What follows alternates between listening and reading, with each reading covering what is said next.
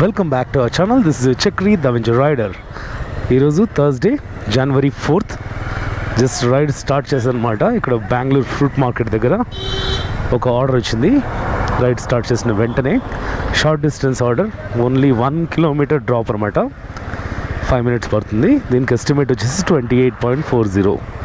So customer లొకేషన్కి దాదాపుగా reach అయిపోయాను. మనకు ఫస్ట్ బోని బేరమే ఒక అమ్మాయి బుక్ చేసింది.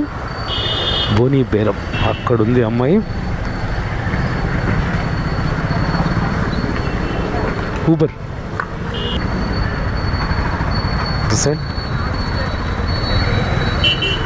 ऐसा है ना? ओके.